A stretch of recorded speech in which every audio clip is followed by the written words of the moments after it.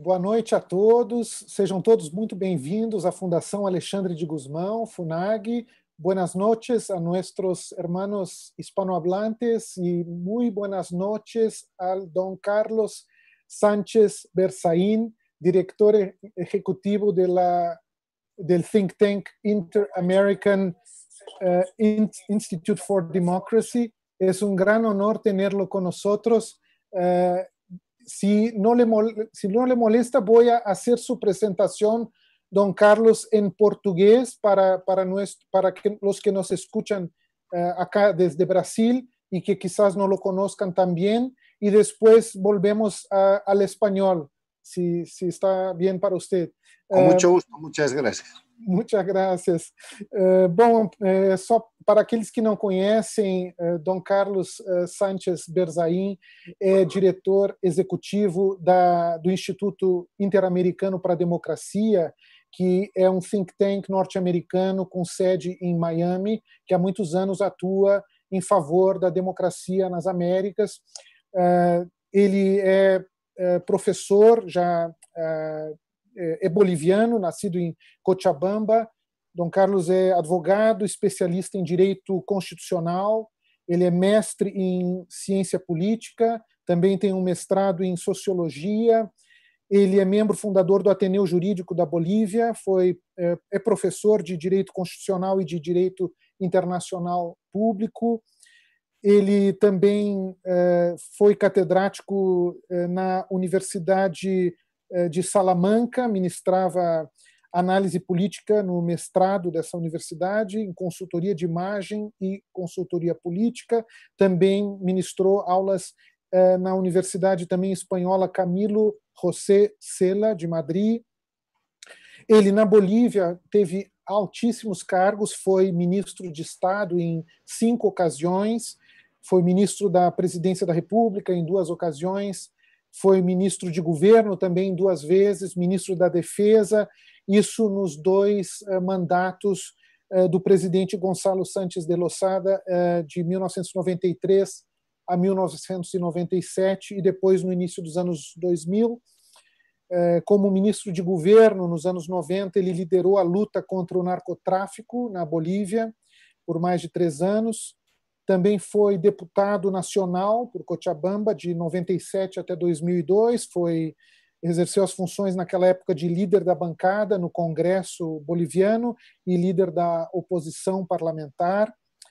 Ele tem sido, nos vários últimos anos, um forte crítico do autoritarismo promovido pelos governos do socialismo do século XXI, na Venezuela, e também o governo de Evo Morales, denunciando o envolvimento desses governos com o narcotráfico. Esse talvez seja o tema principal da sua conferência de hoje, que tratará do castrochavismo, crime organizado nas Américas, que é objeto do último livro de Dom Carlos Sánchez Berzaín. Ele é autor de vários livros, eu até vou me permitir mencionar alguns deles. Por exemplo, em 2013, ele publicou O Presidencialismo da Bolívia antes do socialismo do século XXI. Depois publicou A Ditadura do século XXI na Bolívia. Foi um livro que foi censurado por Evo Morales, que recolheu vários exemplares, impediu a difusão desse livro na Bolívia. Ele também escreveu Luta pela Democracia. Esse livro tem um grande subtítulo: Fraude Eleitoral, Repressão Judicial, Presos e exilados políticos, corrupção, controle de imprensa, ditaduras. Depois escreveu As Duas Américas, em que ele descreve os países democráticos e ditatoriais da América Latina. Depois escreveu Ditaduras do Crime Organizado nas Américas. Também escreveu Bolívia, a Pátria está cativa, presa, cautiva, e finalmente no ano passado ele lançou essa coletânea de artigos que ele escreveu em Infobae e no próprio Inter-American Institute for Democracy, chamado Castrochavismo, crime organizado nas Américas. Alguns desses textos estão disponíveis na página de Dom Carlos Berzaín, que eu coloquei na descrição deste vídeo. é www.carlossanchezberzain.com.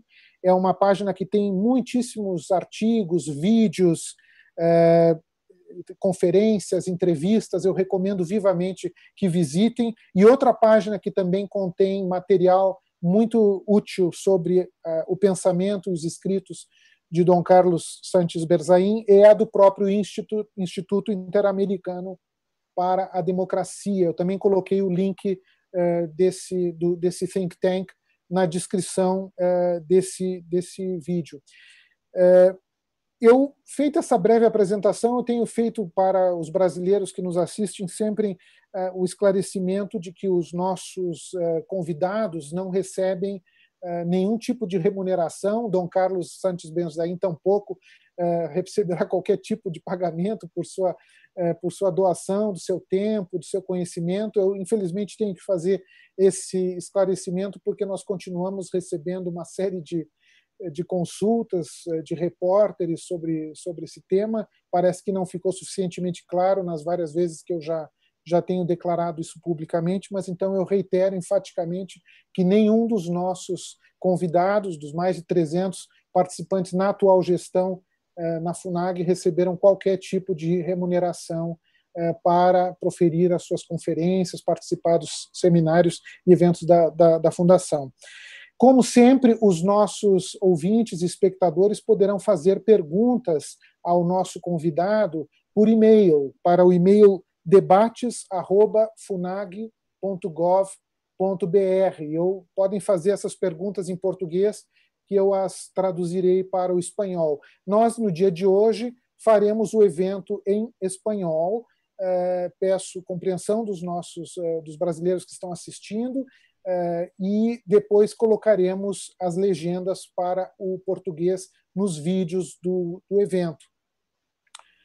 Bueno, entonces, pasando al español de nuevo, muchísimas gracias, don Carlos Sánchez Berzain. Quería decirle a los hispanohablantes que nos escuchan que podrían también formular preguntas a don Carlos por el email, por el correo electrónico debates@funag.gov.br.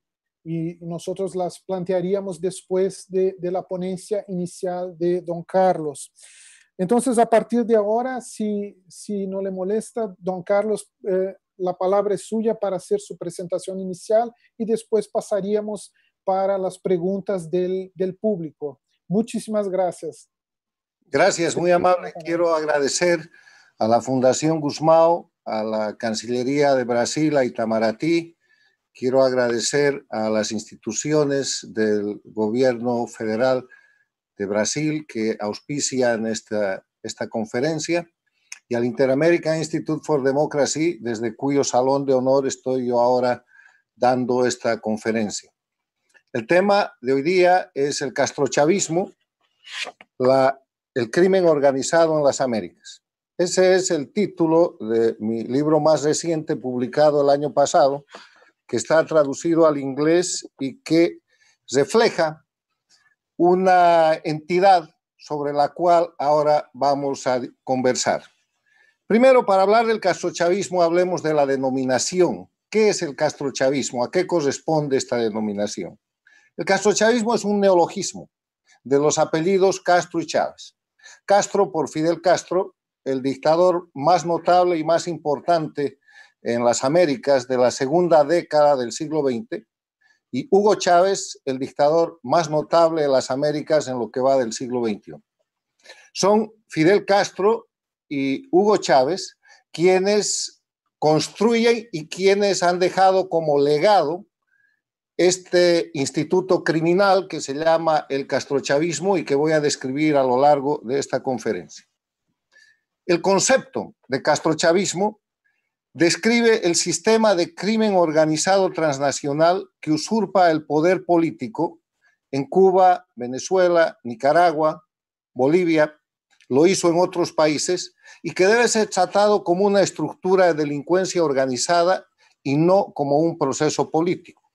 La gravedad, recurrencia, reincidencia e impunidad que comete el castrochavismo en esos países y respecto a las democracias de las Américas y del mundo hace que la estructura que han desarrollado haya situado en estado de indefensión a los pueblos que oprimen y que el castrochavismo represente la amenaza más grave para la paz, la seguridad internacionales y la democracia en nuestra región. De ese concepto, permítanme puntualizar los elementos. El primer elemento del concepto de castrochavismo que planteo es que es un sistema de crimen organizado transnacional.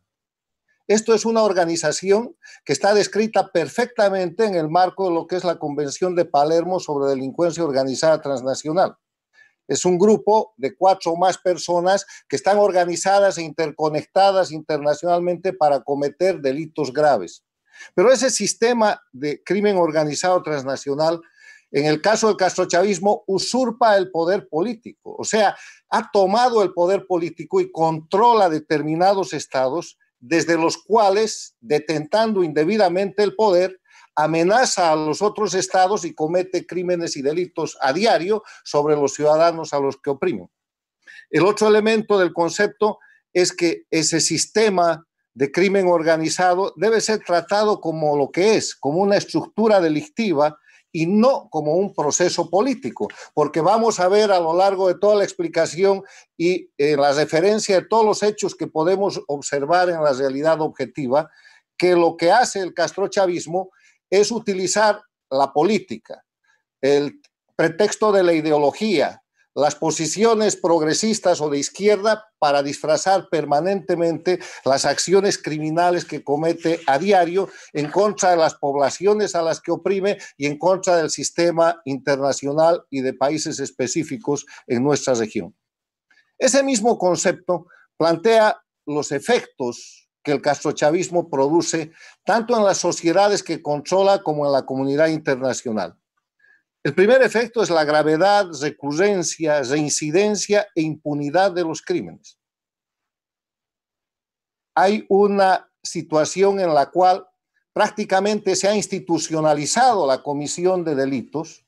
Vean ustedes el gobierno de Cuba, vean ustedes la dictadura de Venezuela, vean ustedes el gobierno de Nicaragua, vean ustedes el gobierno de Evo Morales durante casi 14 años en Bolivia o los 10 años de Rafael Correa, son el reflejo constante de violaciones debido al Estado de Derecho, a la debida conducción de un gobierno por medio de la recurrencia de actos criminales reincidentes que terminan quedando en la impunidad. Otro de los efectos es que esto no es un proceso local, tiene una estructura internacional, tiene una estructura transnacional que voy a describir en la historia, pero que empezó con la alianza de Hugo Chávez con Fidel Castro el año 1999. Usan el poder político de los estados, han reducido a los pueblos oprimidos a situación de indefensión y constituyen una amenaza actual, permanente y muy grave en contra de la paz, la seguridad internacionales y las democracias de las Américas y de parte del mundo. ¿Cómo es que nace el castrochavismo? Hagamos un poco de historia para ver de cómo nos hemos visto obligados a formular este concepto de castrochavismo, que no hace otra cosa que recoger un fenómeno de la realidad objetiva. Para eso, vamos al año 1999, en el cual las Américas solamente tenían una dictadura, la dictadura de Cuba, bajo la jefatura del dictador Fidel Castro. Y se esperaba que esa dictadura, que estaba en su denominado periodo especial, acotándose, reduciéndose, cese pronto y el pueblo cubano pueda recuperar la libertad y la democracia. Y la esperanza era que el siglo XXI sea el siglo de la democracia para todas las Américas. Pero el año 99 llega a la presidencia de Venezuela Hugo Chávez.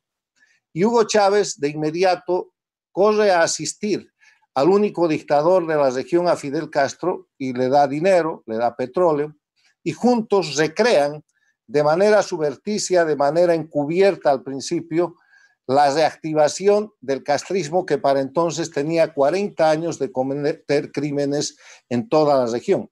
Aquí permítaseme un pequeño paréntesis. El castrismo toma el poder el año 1959 en Cuba y desde entonces la historia de estos 61 años que tiene la dictadura cubana hasta ahora es una historia de permanentes crímenes, desde los fusilamientos, desde las torturas, desde las violaciones a los derechos humanos con los que se estrena ese régimen en enero y siguientes meses de 1959, siguiendo con las invasiones que propicia en las Américas, la temprana invasión a República Dominicana, la invasión a Panamá, la crisis de los misiles, una crisis de orden mundial el año 1962, después la invasión a Venezuela, después las guerrillas que desarrollan en toda la región en la década de los 60, siendo sin duda la más notable la producida en Bolivia, donde el ejército boliviano y la República de Bolivia triunfan contra esa incursión guerrillera y termina muerto Ernesto Che Guevara, el guerrillero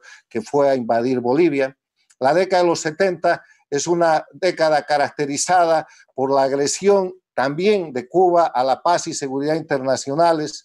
Empieza el tema del sandinismo a fines de la década de los 70, se ve activación de guerrilla urbana en la Argentina, en el Uruguay, en el Brasil, se ve una dinámica de recrudecimiento de los focos guerrilleros que habían organizado en la década de los 60 en Colombia con las FARC, el ELN, se ve una dinámica en la década de los 70 de mucha más violencia con incursión en el terrorismo. En la década de los 80 continúa todo eso, pero además se ve el negocio del narcotráfico. Hay prueba fehaciente y documentada de la asociación delictiva entre Fidel Castro y su régimen con narcotraficantes como Pablo Escobar de Colombia y Roberto Suárez de Bolivia, y eso termina con el fusilamiento del general Ochoa.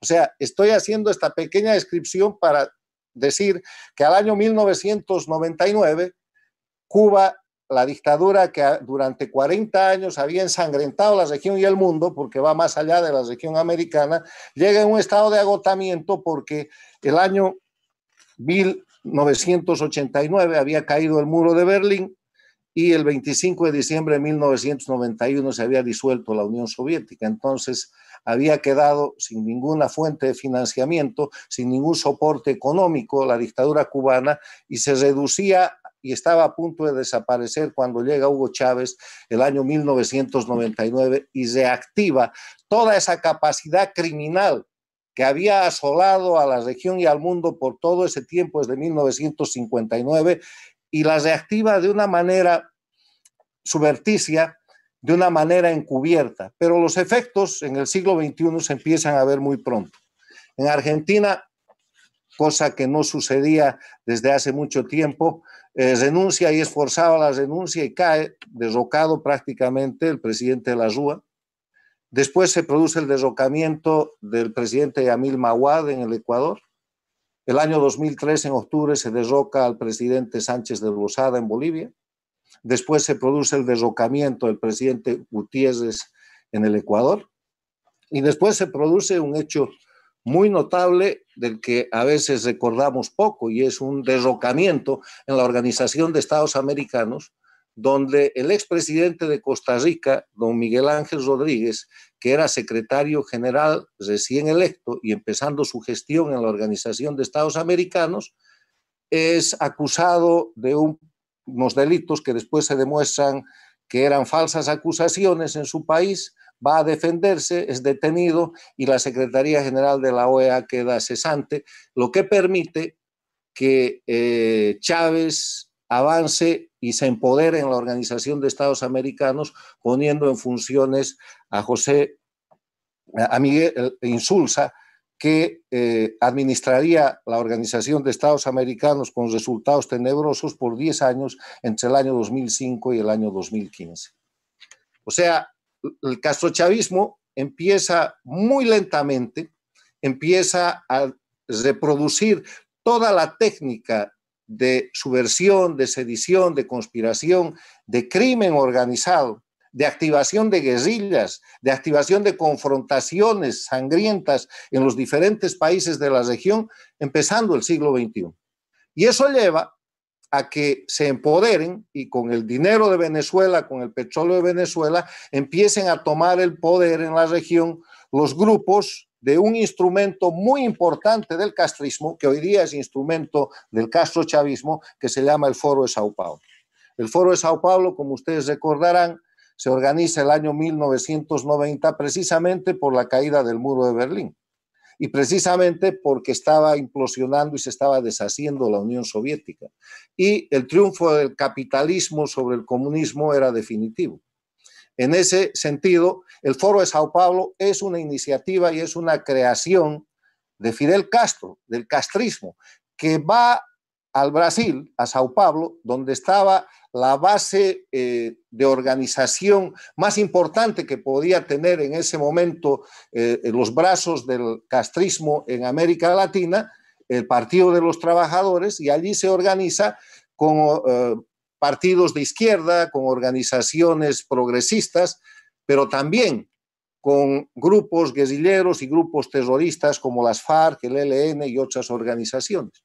Y el propósito del Foro de Sao Paulo es abiertamente contrarrestar los efectos de la desaparición, de la caída del muro de Berlín y la desaparición de la Unión Soviética, efectos económicos tremendos para esos grupos que vivían de la subvención de la Unión Soviética, y plantear nuevas formas de lucha para confrontar lo que ellos llaman el neoliberalismo y para destrozar las democracias. Y de esa manera lo que el Foro de Sao Paulo produce y larvariamente trabaja durante toda la década de los 90 hasta que el año 99 empieza a tomar fuerza el proceso con la alianza de Chávez con Castro, es la multiplicación de los ejes de confrontación.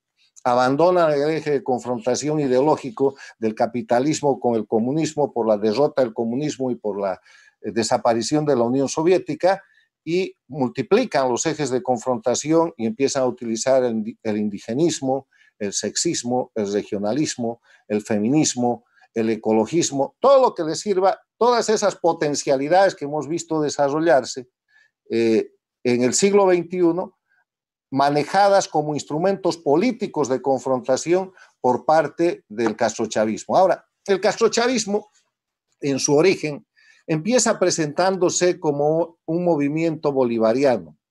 Chávez, que dirige el castrochavismo hasta su muerte, hay que recordar que Hugo Chávez fallece el 5 de marzo del año 2013, por lo menos eso es lo que dicen, hay versiones que dicen que murió mucho antes, pero muere en marzo del 2013, para efectos oficiales.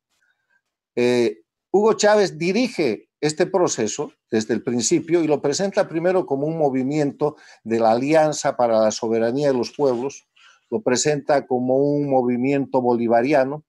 Con el avance, los ideólogos de este proceso lo plantean como socialismo del siglo XXI y en verdad, viendo el ejercicio del poder que hacen esos gobiernos, se ganan la denominación de castrochavismo como organización de delincuencia organizada transnacional.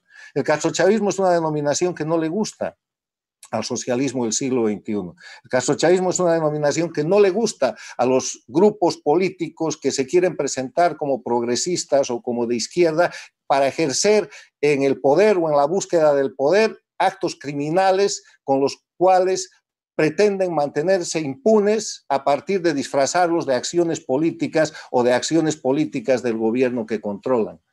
El castrochavismo por eso es importante de ser mencionado y es importante de ser reiterado para señalar a estos grupos que, como vamos a ver avanzando con esta conferencia, controlan hoy día varios países y amenazan a toda la región. Entonces, estamos en que el castrochavismo empieza con la denominación de movimiento bolivariano, de movimiento ALBA, socialismo del siglo XXI, y empieza a crecer. Llega al poder en el Brasil Lula. Yo no creo que la llegada al poder de Lula hubiera sido posible sin la inyección de dinero que pone Chávez, sin el impulso que desde el 99 hasta la fecha en que llega unos años después Lula a la presidencia del Brasil, recibe tanto de manera operativa por Cuba como de manera efectiva de parte del dinero venezolano que se distribuye en toda la región y que permite los golpes de Estado que he mencionado, que más tarde permite la organización del Petrocaribe, con el cual compran el voto de los pequeños países del Caribe para ejercer a cambio de petróleo para ejercer ese voto en el control de la Organización de Estados Americanos y en el control de sitios muy importantes en la Organización de Naciones Unidas.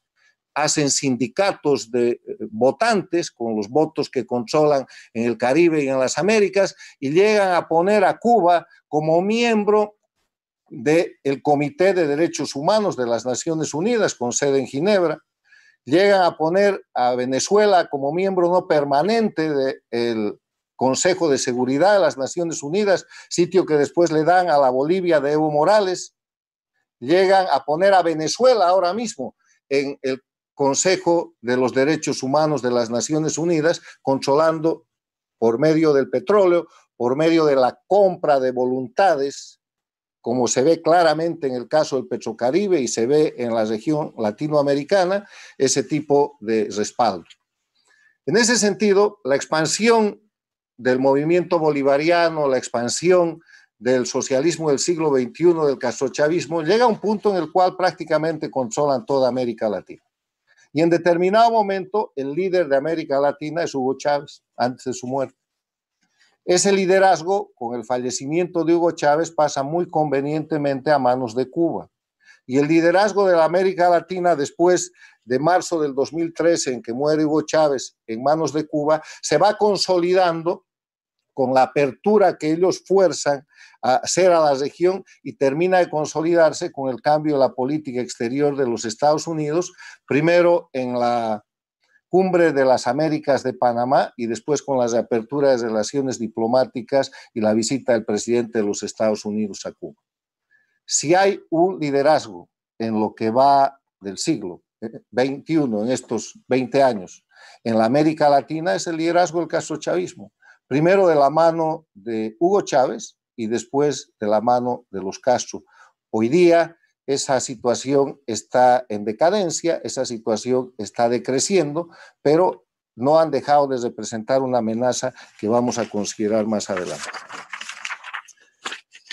La irrupción del castrochavismo en la región, a partir de 1999, con la alianza de Chávez con Castro, con este salvataje que Hugo Chávez hace de Cuba y de la dictadura cubana, que es al propio tiempo la entrega de Venezuela, porque empieza entregando dinero, después entrega petróleo y hoy día Venezuela es la colonia cubana.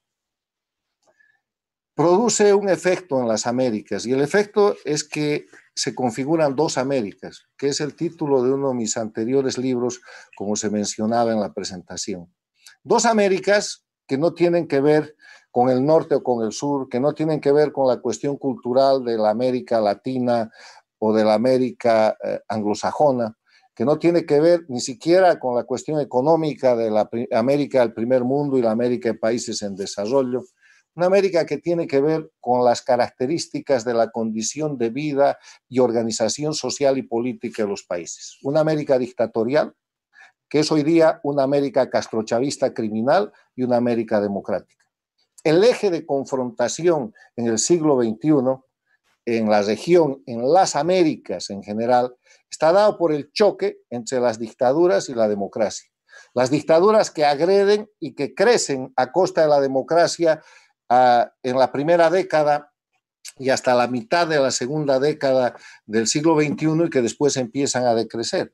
Hubo un momento en que el castrochavismo, con el título de socialismo del siglo XXI, además de controlar Cuba, Venezuela, Nicaragua, Ecuador con Correa, Bolivia con Morales, tenía a los Kirchner en la Argentina, tenía a Lula Rousseff con el Partido de los Trabajadores en el Brasil, tenía la conexión con el Uruguay, controlaba todo el Petrocaribe, controlaba los países de Centroamérica y controlaba la Organización de Estados Americanos, o sea, controlaba absolutamente casi toda la América Latina.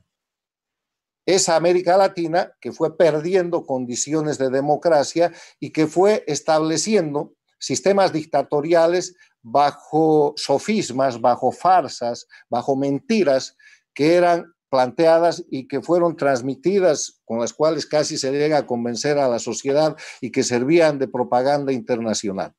¿Cómo funciona durante esta historia, donde la historia de estos 20 años del siglo XXI es América dictatorial? Esa América dictatorial funciona con disfraz, con careta de populismo, con disfraz y con presentación de ser progresistas, de defender los derechos de los pueblos, con el discurso antiimperialista de la década de los 50, 60 de Cuba, con el discurso de la liberación de los pueblos.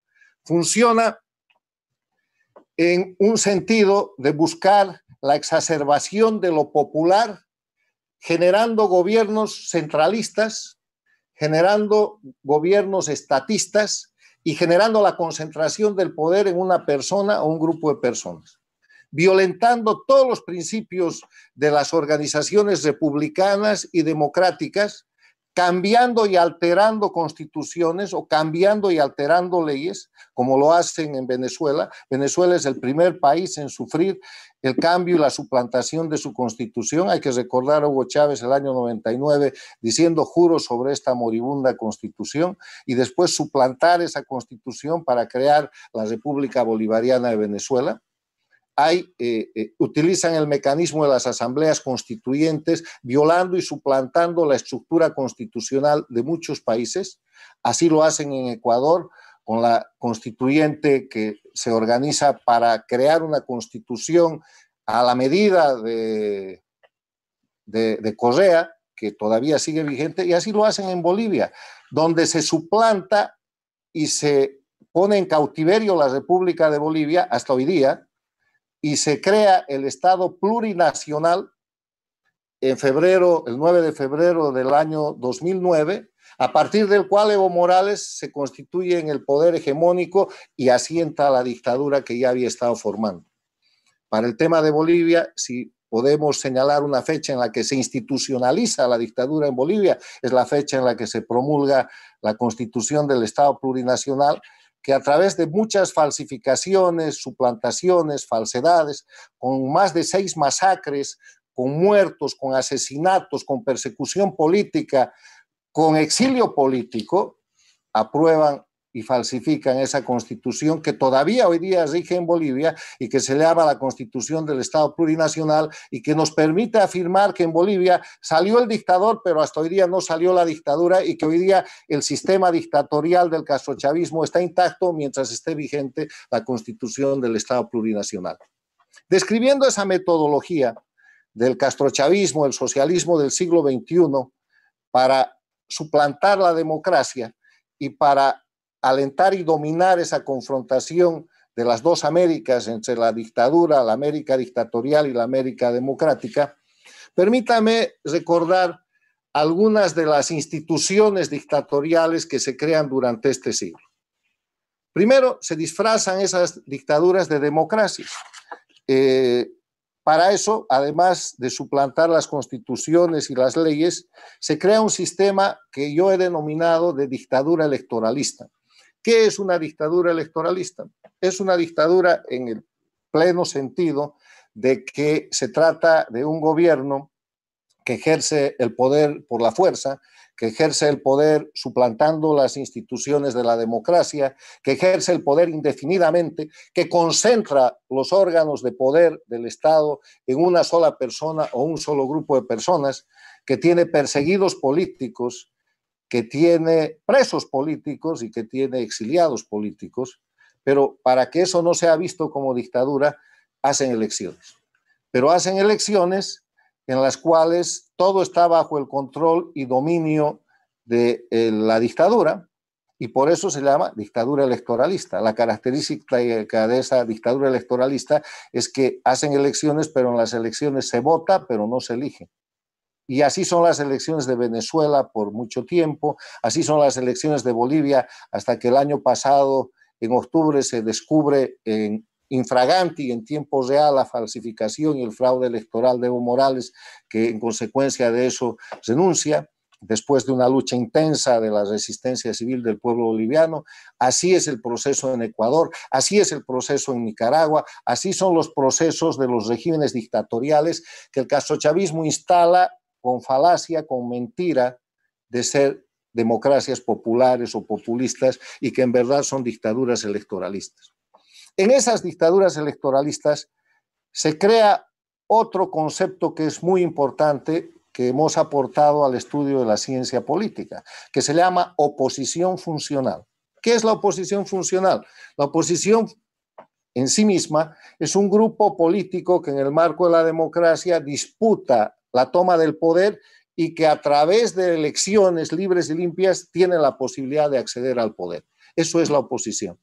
Pero la oposición funcional es aquella que funciona en el sistema de la dictadura electoralista y que, lejos de tener posibilidad o de querer tomar el poder, lo que hace es acompañar a la dictadura en el disimulo, en la falsificación, en el engaño de que eso es un sistema democrático. O sea, es una oposición de mentira.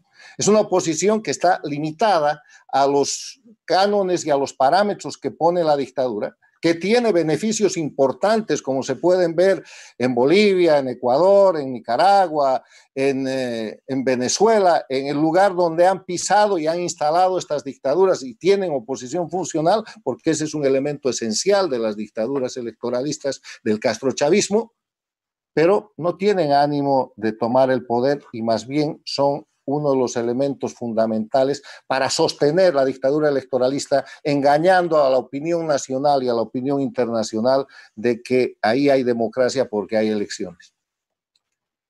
Otra característica de estas dictaduras del socialismo del siglo XXI, del castrochavismo, que son notorias en las Américas en lo que va de este siglo XXI, es la judicialización de la persecución política.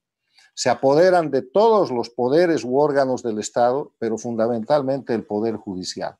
Y con el poder judicial persiguen y legitiman, entre comillas, criminalmente la persecución política de los opositores de verdad. Los acusan de delitos que son cometidos por la dictadura, los acusan de falsos delitos, los obligan a confesar delitos que no han cometido.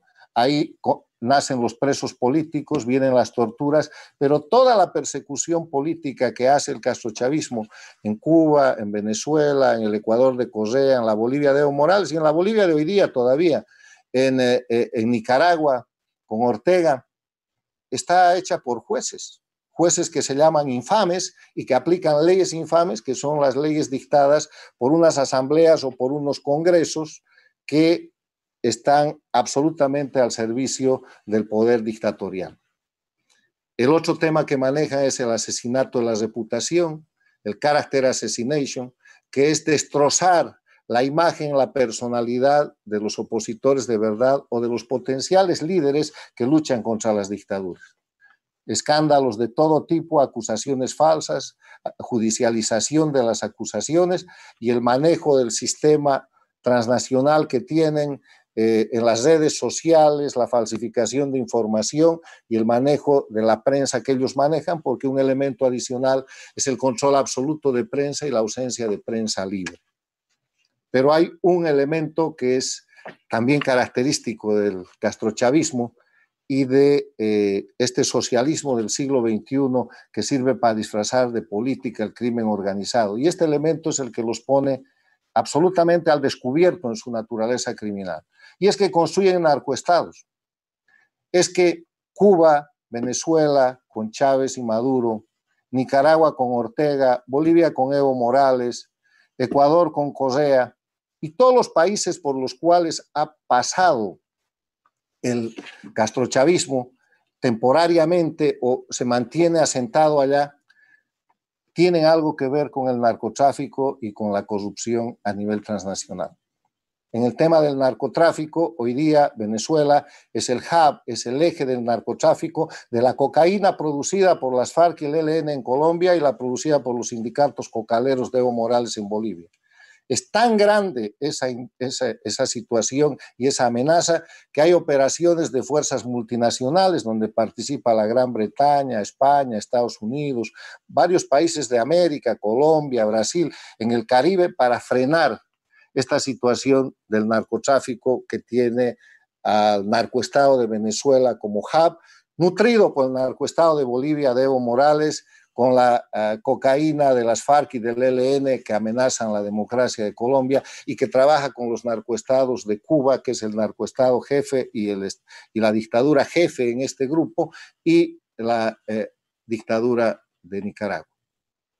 Podríamos pasar mucho tiempo enumerando más características de lo que es el castrochavismo, pero ustedes las pueden ver viendo simplemente lo que es Cuba, lo que es Venezuela hoy día, lo que es Nicaragua, lo que sigue siendo Bolivia, que no puede emprender un proceso de transición de la dictadura hacia la democracia, viendo los tremendos efectos que ha dejado en el Brasil, en la Argentina, en el Uruguay, en el Paraguay, en los países de Centroamérica, la presencia y la influencia del castrochavismo de la mano de Castro y Chávez, de la mano de ese socialismo del siglo XXI, con discurso populista, progresista y de izquierda, pero en verdad cometiendo todo tipo de delitos.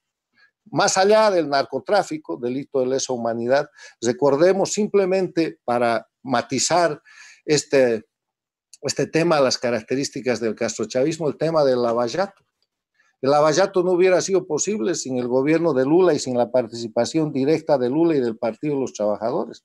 El lavallato es una forma de operación de corrupción donde la esencia para otorgar contratos en diferentes países de las Américas es el dinero federal del Brasil, manejado por el gobierno del Brasil, que otorga créditos a países amigos para que contraten empresas brasileras, y ahí se pone todo el tema de la corrupción que ha sido destapado en el Brasil, que ha sido destapado en el Perú, que ha sido apenas destapado en el Ecuador, que ha sido destapado en los Estados Unidos con la empresa Odebrecht, que ha sido destapado en los países que tienen democracia, pero que no ha sido destapado ni en Cuba, que tiene un gran escándalo con el tema de la construcción del puerto de Mariel, que no ha sido destapado en Venezuela, donde hay decenas de obras pagadas y contratadas, pero nunca construidas, que no ha sido destapado en Bolivia todavía y que está tardando, que no ha sido destapado en Nicaragua y que está tardando en ser destapado en Ecuador.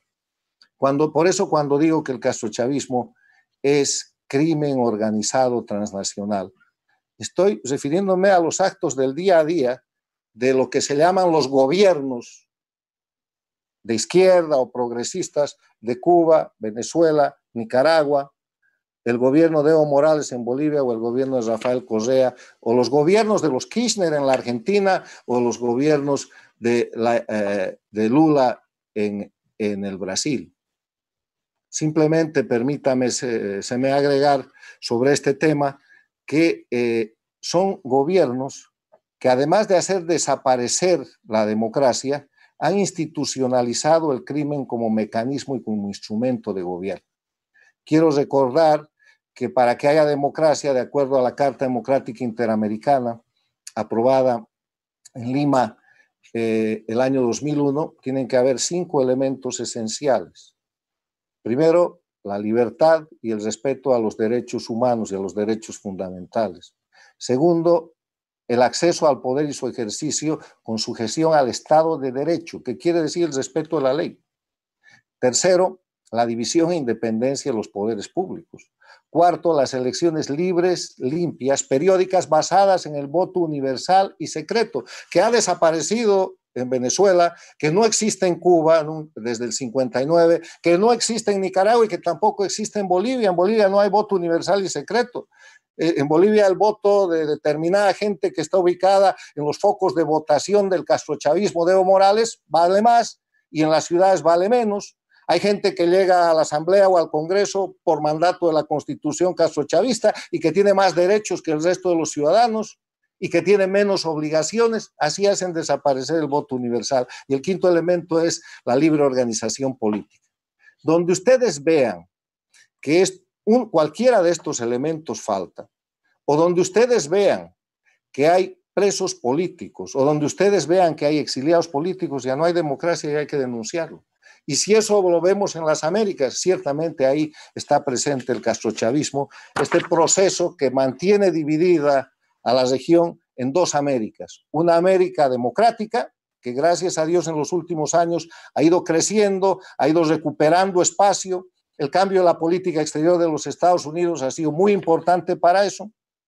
Y una América dictatorial, criminal, que se ha ido acotando y que no debe ser tratada en el marco de lo que es la política, ni siquiera en el marco de la ideología. El tema de Cuba, de Venezuela, de Nicaragua, de la Bolivia de Evo Morales, no es un tema ideológico, es un tema criminal, es un tema de gente que asesina, que roba, que se corrompe, que se enriquece indebidamente, que hace narcotráfico, que hace trata de personas, que hace todo tipo de crímenes y que los disfraza como política, como acciones populistas para proteger y para defender la libertad de los pueblos, y que es encima de eso absolutamente impune. O sea, el grupo de las dictaduras de las Américas es un grupo criminal, y ese es el elemento de la descripción en el que quiero insistir cuando hablamos de castrochavismo. Terminando ya con la exposición, algunas cuestiones. ¿Cuál es la situación actual del castrochavismo? Mi afirmación es que el castrochavismo está en crisis, pero no está derrotado. El castrochavismo ha perdido espacio en el Brasil, ha perdido en el Uruguay, ha perdido en el Paraguay, ha sido desplazado en Chile, ha sido frenado en el Perú, ha perdido el dictador en Bolivia, pero mantiene la estructura dictatorial y ahora está tratando de retomar el poder ejecutivo. Ha perdido gran presencia en el Caribe, ha perdido la Organización de Estados Americanos, va perdiendo. O sea, está en una crisis muy seria, pero no está derrotado. Y tiene una estrategia, la estrategia del castrochavismo en esta situación en la cual se está reduciendo y tiende a desaparecer, tiene 4 puntos. Primero, y miren ustedes los países implicados, miren Cuba, miren Venezuela, miren Nicaragua, retener el poder a toda costa es su primer dato estratégico. En segundo lugar, desestabilizar las democracias bajo un sistema de conspiración permanente, hecho al que me voy a referir específicamente al final de esta conferencia. Tercero, politizar sus actos criminales. Nada es delito. Cuando ellos secuestran, se llama un acto de reivindicación popular. Cuando ellos roban, se llama recuperación. Cuando ellos matan, es un acto de justicia. Cuando ellos trafican con droga, Evo Morales lo dijo el año 2016 en las Naciones Unidas, dijo que la lucha contra el narcotráfico era una creación del imperialismo norteamericano para oprimir a los pueblos. Ya lo había dicho el Che Guevara en los tempranos 60s, diciendo que había que inundar de droga a los Estados Unidos para destrozar la juventud del imperialismo. O sea, el tráfico, la producción de droga para ellos es parte de su herramienta y parte de su bagaje revolucionario, que no es otra cosa que acciones criminales. Y lo cuarto que hacen es negociar para ganar tiempo. La situación actual del castrochavismo es que están reducidos a Cuba, que es la dictadura jefe de la organización, Venezuela, que es el territorio más importante, a la que ya han dejado sin petróleo, pero siguen explotando. Nicaragua, si ustedes se fijan, los 3 países están en una absoluta crisis. Tienen un proceso de recuperación en la Argentina, donde han llegado al poder Fernández Kirchner y donde la política exterior y la política interior que está desarrollando el presidente Fernández, que ha llegado a la presidencia mediante votos, es una política absolutamente castrochavista. Es una política de alineamiento con Cuba y Venezuela y de respaldo al crimen organizado transnacional. Tienen algún apoyo con el gobierno de Andrés Manuel López Obrador en México y han perdido todo el resto de la región. Pero han puesto en marcha lo que saben hacer, el segundo elemento de su estrategia, que es la conspiración permanente. Yo los invito a recordar lo que pasaba el segundo semestre del año pasado. Una reunión del Foro de Sao Paulo en La Habana, otra reunión del Foro de Sao Paulo en Caracas, e inmediatamente después un intento de golpe de Estado en el Ecuador contra el presidente Lenín Moreno, octubre del 2019, la efervescencia social y los hechos de violencia y criminales que se presentan en Chile, que está llevando a Chile a un referéndum para ver si revisan o no lo que llaman la Constitución de Pinochet, que está en verdad firmada por el presidente Lagos, una serie de hechos de rearme de las FARC en la frontera con Colombia y de aliento al Ejército de Liberación Nacional de Colombia para desestabilizar la democracia colombiana. Conspiración por doquier en el Brasil, y en eso los miembros del auditorio del Brasil pueden poner mejores ejemplos que los que yo pueda dar.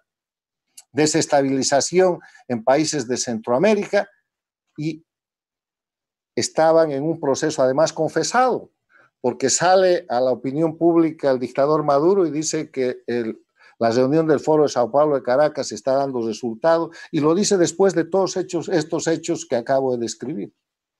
Sale a la opinión pública el socio de Maduro, Diosdado Cabello, y dice que esta es una brisita bolivariana. Así con brisita bolivariana, pues que es un proceso de conspiración y sedición típicamente castrista, pero manejado por el castrochavismo, que utilizan las embajadas de Cuba, las embajadas de Venezuela, que utilizan el Foro de Sao Paulo, que utilizan organizaciones terroristas como las FARC y el ELN, que desplazan elementos por todos los estados de las Américas.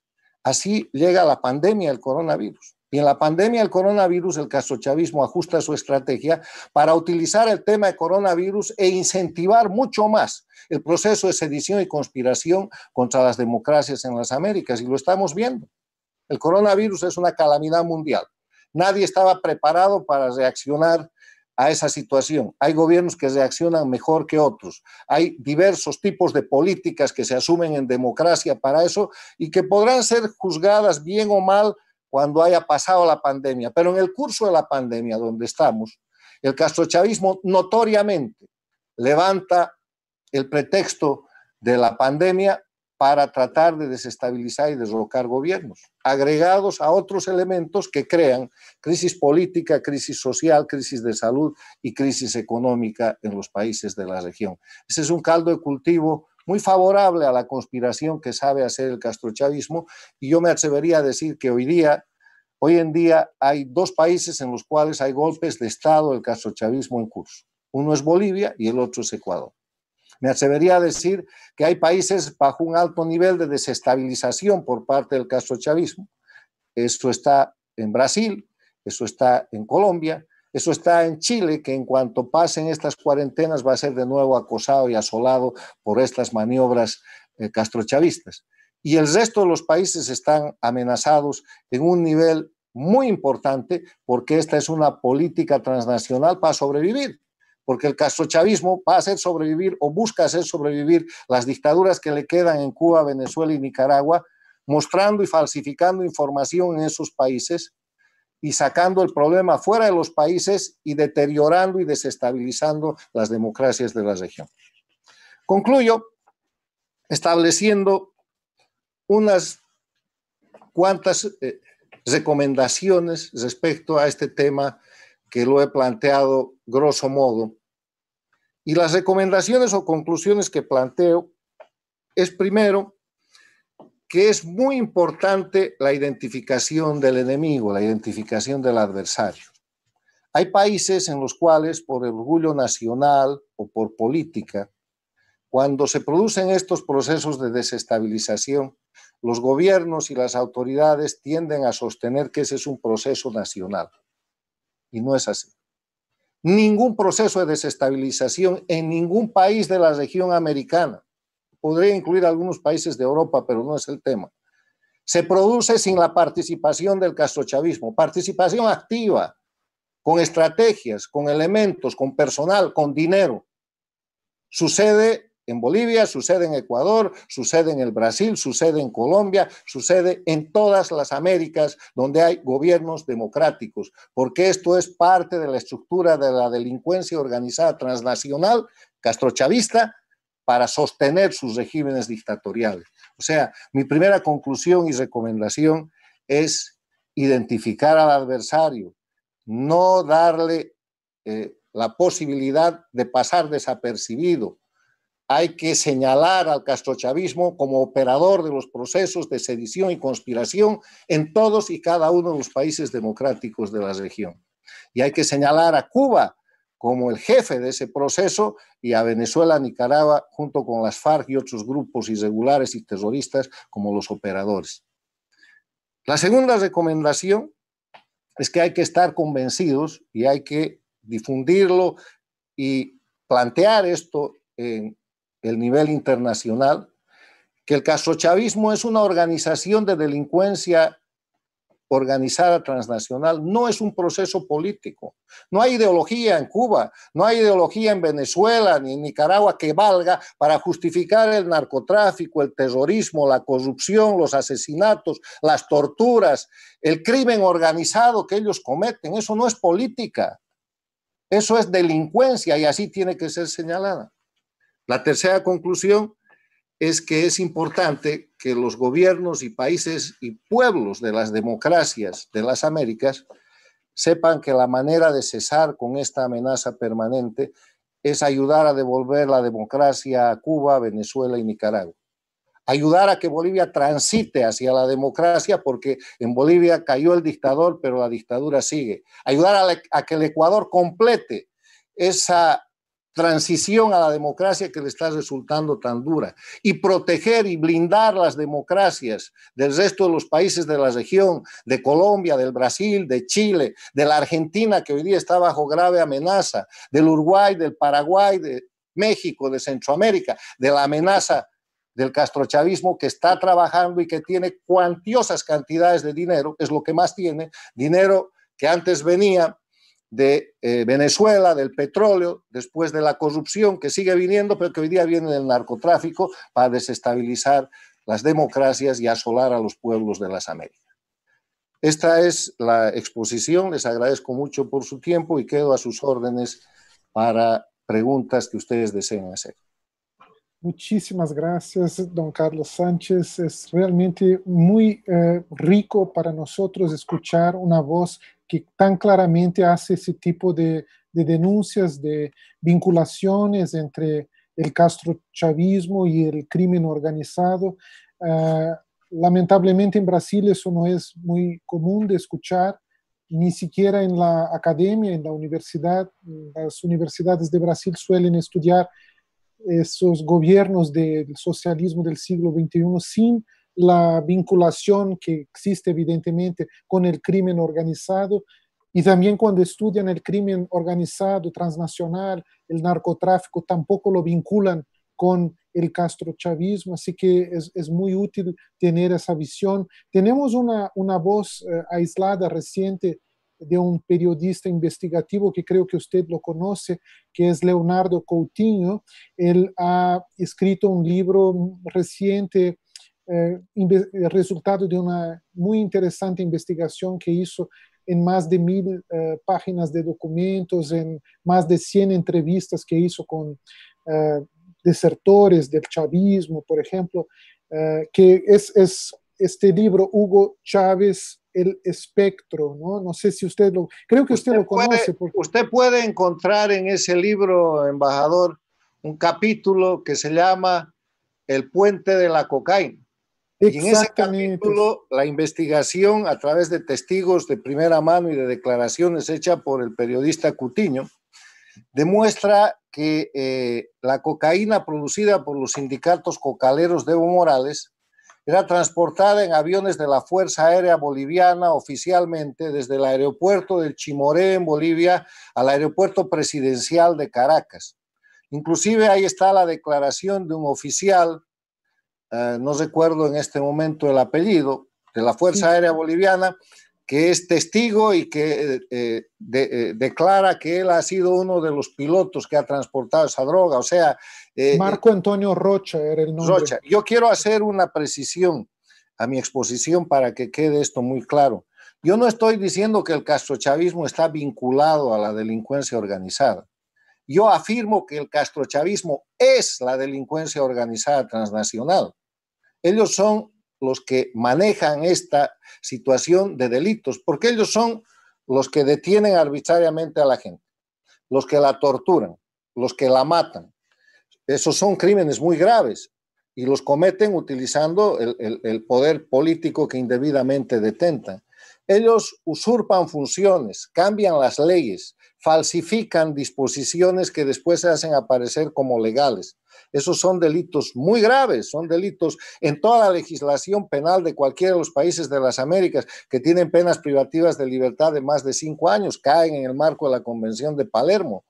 Esta gente, el castrochavismo, los Castro, Díaz-Canel en Cuba, Evo Morales y su grupo en Bolivia, Correa en el Ecuador, Chávez, Diosdado Cabello y Maduro en Venezuela, Ortega Murillo en Nicaragua, ellos están metidos en el tema de lo que es falsificación, de lo que es trata de personas. Cuba exporta médicos esclavos a todas las Américas, y Evo Morales se los contrata, y Correa se los contrata, y Lula, Rousseff se los contratan. Eso es crimen. Eso es crimen organizado. ¿Y qué hablar del narcotráfico? Del narcotráfico que ha llevado a situaciones que hoy día, en tribunales internacionales, tanto de Nueva York como de la Florida, hay búsqueda por la captura de Maduro, $15 millones de premio, de Diosdado Cabello, $15 millones y de otro tipo de gente. O sea, el punto en el que yo quiero recalcar, no estoy diciendo que el castrochavismo está vinculado al crimen organizado, estoy diciendo que el castrochavismo es el crimen organizado que utiliza la política para realizar sus crímenes, para mantenerse en impunidad y para retener el poder con un proyecto absolutamente criminal. ¿Cuál es la visión política que puede ofrecer hoy día la dictadura de Cuba a los cubanos o al mundo? ¿Cuál es la ideología que puede plantear la usurpación del gobierno de Maduro y Diosdado Cabello en Venezuela a los venezolanos o al mundo? ¿O de qué posición política puede hablar Evo Morales con su dictadura de 14 años en Bolivia y así sucesivamente? Crimen, delincuencia que se puede ver concretamente en el hecho de detentar indebidamente el poder por más del tiempo que prevé la ley. Evo Morales llegó al gobierno en Bolivia por 5 años y no era posible que se los elija, y se quedó casi 14. ¿Cómo? Falsificando, persiguiendo, asesinando, haciendo masacres, manipulando jueces, suplantando la Constitución y la República. Lo mismo que Chávez, lo mismo que los Castro, lo mismo que Ortega, lo mismo que Correa. O sea, estamos hablando de crimen. El crimen es ejercido por ellos. Ellos son el crimen organizado. Sí. Exactamente. Ese libro, usted mencionó a ese mayor de la Fuerza Aérea Boliviana, Marco Antonio Rocha, que participó de lo que llamaban la Ruta del Alba, ¿no? Coutinho describe en detalles, ¿no?, lo que pasó, de que decían a él que llevaba libros y otras cosas a Venezuela, pero él miró un cargamento que estaba transportando y vio que se trataba de cocaína, y ahí después le dijo eso a su jefe, que era el general Germán Valenzuela, eh, porque no podía quedarse solo para él, esa información era muy grave. Y el general Valenzuela después lo dijo a Evo Morales en la presencia de ese mayor, Marco Antonio Rocha. Y en la noche de esa denuncia de Valenzuela a Evo Morales, Valenzuela es encontrado muerto en circunstancias poco claras, porque el comandante de la Fuerza Aérea no permitió que se hiciera ninguna autopsia. O sea, Leonardo Coutinho describe algunas cosas que son realmente tremendas, ¿no? Pero todo en base a delatos, a delaciones, o sea, de testigos que han visto lo que pasó, ¿no? Es una cosa realmente muy, muy trágica. Pero recomiendo a los que no han leído ese libro, es muy bien documentado, tiene muchos detalles de todos esos crímenes, las vinculaciones del chavismo, incluso con el terrorismo islámico, que es otra dimensión que no es tan conocida. Pero quería plantearle a usted algunas preguntas que ya recibimos del público. Con mucho gusto. Hay varias de ellas, por ejemplo, que nos preguntan sobre el Foro de São Paulo, que usted ya lo mencionó, pero si le parece voy a plantearle de 3 personas distintas, que una de esas, Eduardo Monteiro, pregunta cuál es la relación entre el gobierno Evo Morales y el castrochavismo. Eso usted ya más o menos mencionó, pero después dice que si el Foro de São Paulo ha alimentado, digamos, al gobierno Evo Morales y al inversa, si el gobierno boliviano también ayudó al Foro de São Paulo. ¿Cuál es la relación del Foro de São Paulo con el gobierno de Evo Morales? Después, Enrique Díez dice, es un placer escucharlo. Mi pregunta es, ¿cómo el actual gobierno de Brasil, a través de Bolsonaro y con el nuevo presidente en Uruguay y el actual presidente de Paraguay, podrían enfrentar al Foro de São Paulo?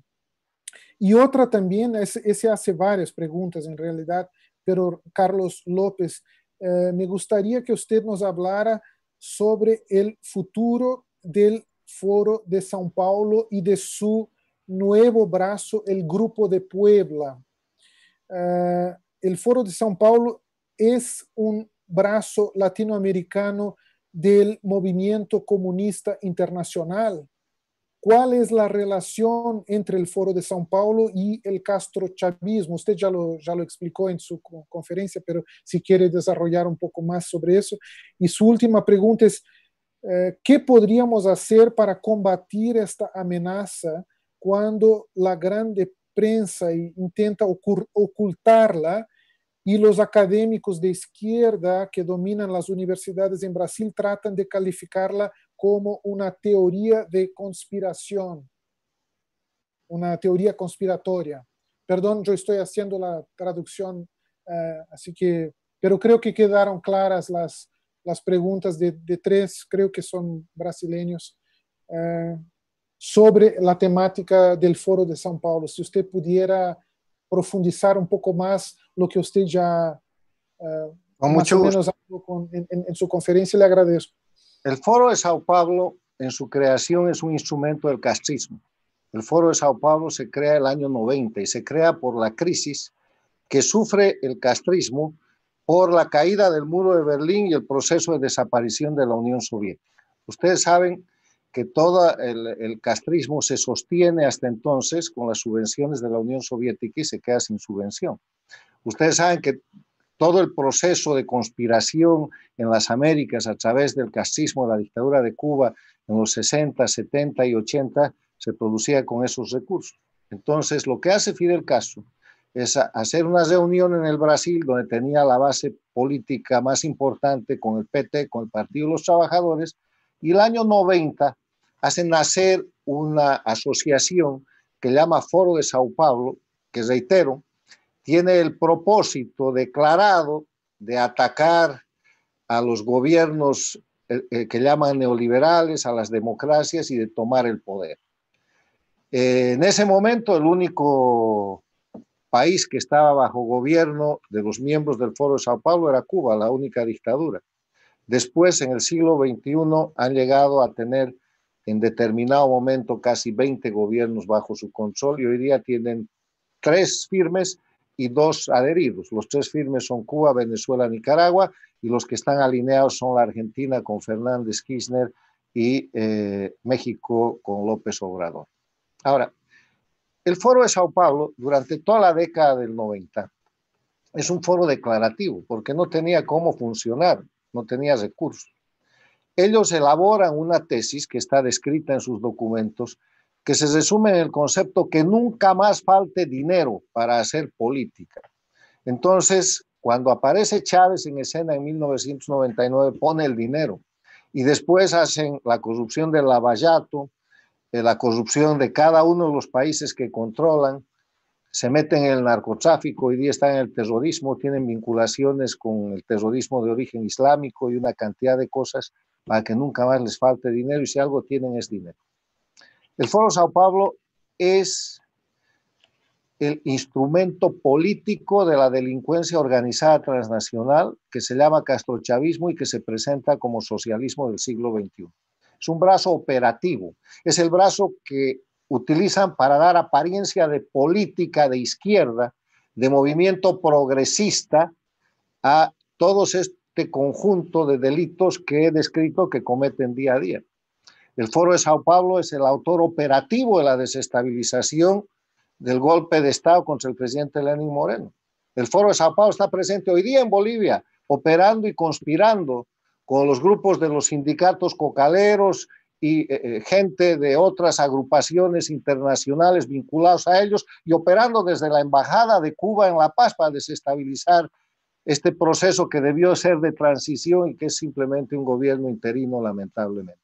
O sea, si ustedes quieren un resumen de lo que es el Foro de Sao Paulo, es la fachada política del castrochavismo.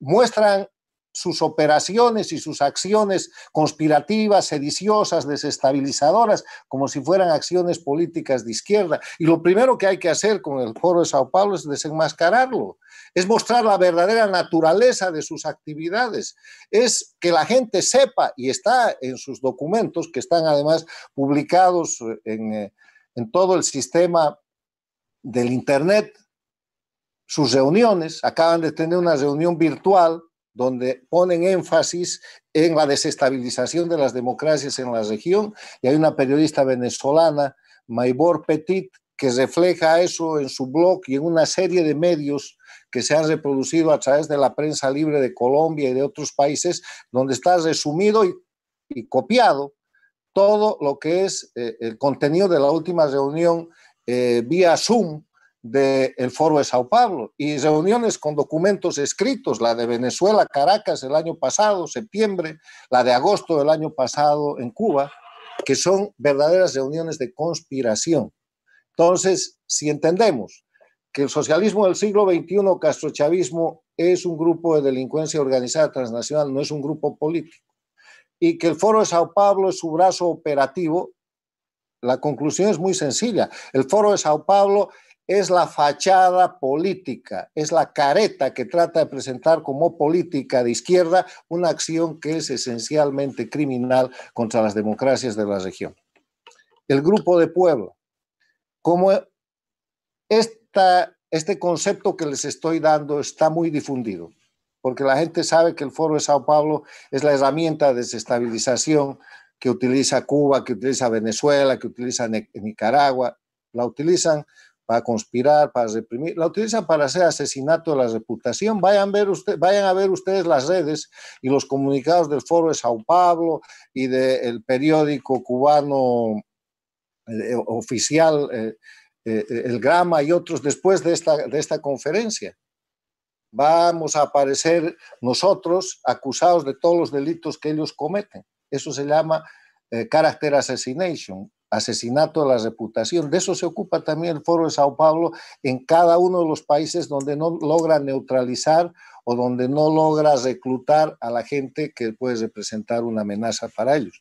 Y como eso se sabe, hay gente que tiene un poco más de interés en preservar su imagen y decide crear el año pasado el denominado Grupo de Puebla, que se crea en Puebla, en México, bajo el auspicio y con el financiamiento que hace López Obrador.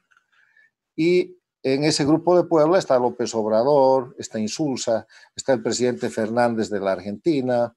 Hay una serie de gente que pasa por académica, intelectual o políticos de talla que han querido marcar una distancia con el Foro de Sao Paulo, porque el Foro de Sao Paulo ya está muy en evidencia de que es un instrumento criminal. Lo que hay que hacer ahora es pedirle a la gente respetable que ha podido anotarse en el Grupo de Puebla, decirle que no disimula nada y que sigue sosteniendo grupos de delincuencia organizada transnacional, que de mantener esa actitud, el Grupo de Puebla ha de quedar y está ya identificado de esa manera. ¿Qué hacer con el tema del Foro de Sao Paulo? Lo que hay que hacer con el castrochavismo. Primero, ponerlo en evidencia. El Foro de Sao Paulo es un brazo operativo de la delincuencia organizada que es castrochavismo o socialismo del siglo XXI. Hay que decirlo sin temor. Y a los académicos del Brasil o de cualquier otro país que dicen que estas cosas de las que estamos hablando son teorías conspirativas, yo los invito a una discusión académica basada en lo que es la ciencia. La ciencia está basada en la observación de la realidad. Para hacer ciencia social seria hay que observar la realidad objetiva. Y, por ejemplo, ¿qué nos dice la realidad objetiva respecto al Foro de Sao Paulo y a Cuba y Venezuela? ¿Acaso no ha habido una reunión en agosto del año pasado en Cuba? Ahí están las actas. La conclusión de esa reunión, ¿qué ha sido?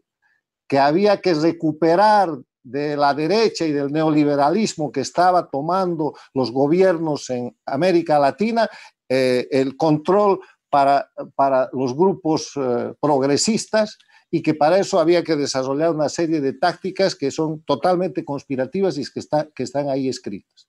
La reunión de Caracas dice lo mismo.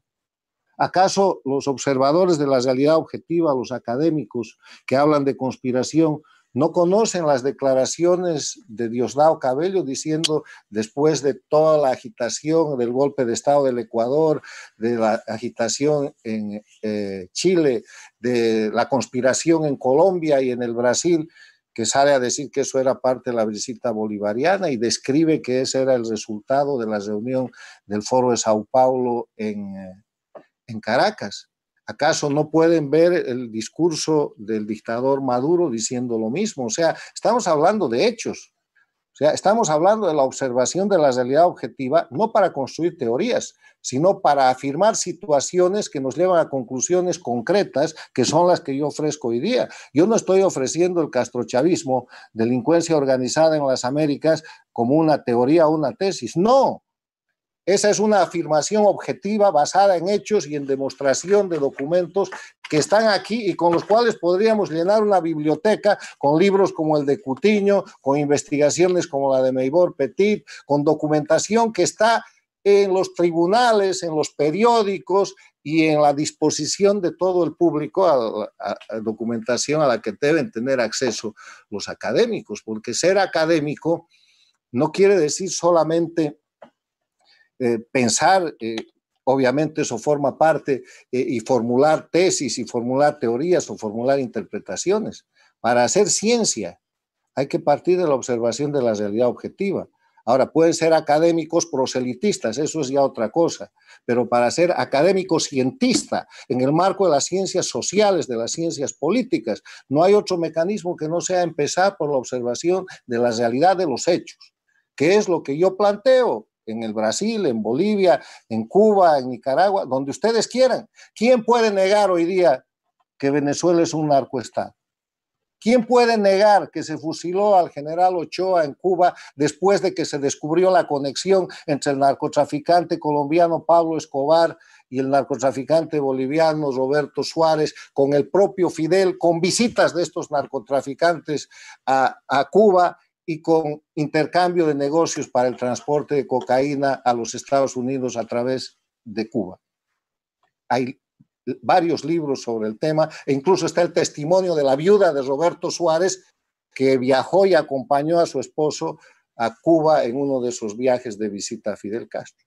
Entonces, estamos hablando de datos concretos que nos permiten ratificar y afirmar categóricamente que las dictaduras de Cuba, Venezuela, Nicaragua, que la dictadura de Bolivia con Evo Morales, la de Correa en Ecuador, los gobiernos de Lula en el Brasil, de los Kirchner en la Argentina y otros gobiernos están dentro del marco de lo que es un sistema de delincuencia organizada transnacional. Si no, vayan a ver, ¿no acaba acaso una corte de segunda instancia en Brasil de condenar a 17 años y algunos meses, confirmando una sentencia de cárcel para Lula?